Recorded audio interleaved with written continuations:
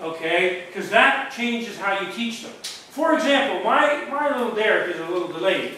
Even though he's 4, he's still pretty high sensory motor. Right? So we have to watch, like I say, even at 4, he still tries to kill himself a couple of times a day. Now, actually, he's just stopped doing that in the last few months. So I can see that he's now kicking in to the next stage. He just kicked in. A little late.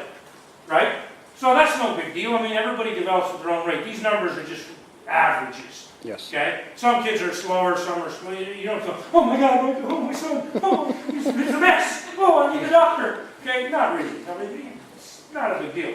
But just being aware of it, though, is that, you know, if you know a kid is late, if you're teaching pre-K, direct classroom example, if you're teaching pre-K and you see signs of a student that is still in this stage, right, that may be a little late, you will have to be careful, because that student may take their pen and go wham in little Susie's hand. And then they're not doing that because they're a rotten kid. They're doing that because that's the stage where they try to find out how they feel, how other people feel. They may put their hand out for Susie to do it to them. Does that make sense? Because that's where they are. They're in this, they're still sensory motor. They're not at the next stage yet. So it's useful to know about how these stages work. Then you get into the next one, pre-operational. And when you're a child that is pre-operational, the dominant word to use here, and I'm going to put this word up there, and we'll talk about it a little bit. Everything goes back to them. They are what we call ego-centric. Ego-centric. Okay? Ego-centric. It means that the I dominates everything. Okay, so these children would not be very good Buddhists. Okay, because in the Buddhist there is no I, okay? So you have to wait a few years before you teach your children about Buddha. They're not ready, okay? And they're in this stage, okay?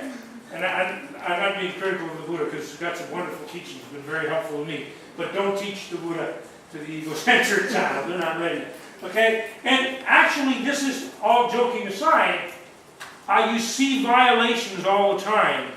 And as you understand these stages, you'll start to realize as you do it, you'll make a mistake, and I do it, and I do it, so I still do it sometimes.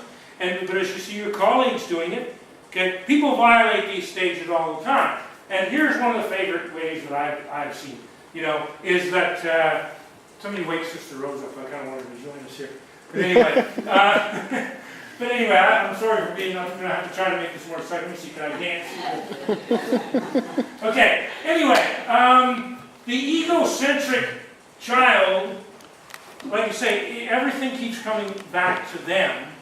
And if you do this, here's an example, here's a violation. I see this all the time. Now, okay, okay, what I want you to do is I want you to, I'm sorry, I'm doing this twice bad. I have to ask you to name twice. Neat. Okay. I want you to take Neat's pencil, okay? And I want you to use it for your own. Now, here's something you see all the time. Now, these two are both 4-year-olds. Yeah? Yes, they are. And you see this all the time. Yes, they are. You just took her pen. That's very unfair. Now, how do you think she... Now, here, watch this. How do you think she feels? Do you think she feels good? Her feelings are hurt. You've done something very deep. Now, what's the problem here? What is this child, both these children are pre-operational, which means that they're egocentric.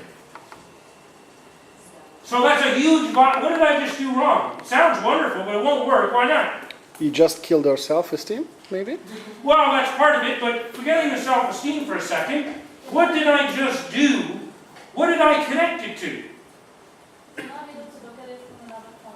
Yes! I tried to get her to understand Neat's feelings. She's pre-operational. She only barely understands, but if she understands anything, it's her own feelings. That's it. So so you don't talk about the other kid. you know, there's things you can do. You can, you know, you could say, okay, pretend the pencil, put the pencil back, but let's say it's like this, you know, you can say, oh. Right? And now, of course, she's going to say, wait, you just took my pencil. I say, how do you feel about that? Well, I feel kind of bad. I feel hurt. Or whatever the kid's going to say, right? I say, well, oh. So it didn't feel good when I did that. Oh, do you think she feels the same way as you? She's a person. Okay? And so what you're doing is you're actually still teaching about the other person's feelings, but you're using an egocentric. Remember we talk about channel always. You got to work on the channel the kid's on, not your channel. That kid is on the egocentric. It's about them. Okay? So, yeah, I don't know whose pencil it is. Maybe I can give it back to whoever did that. But, was this mine or is this yours? Confused, you know what I mean? But anyway, that's a really important thing to be aware of. Okay? And, you know, I mean, I struggle with this with my own children. You know, and I have to keep reminding, I have to try to, you know, sometimes I see other people, I try not to remind them, because people don't like to be told what they should be doing. Sometimes you have to keep quiet, and you know what to do, but don't say anything, people get upset.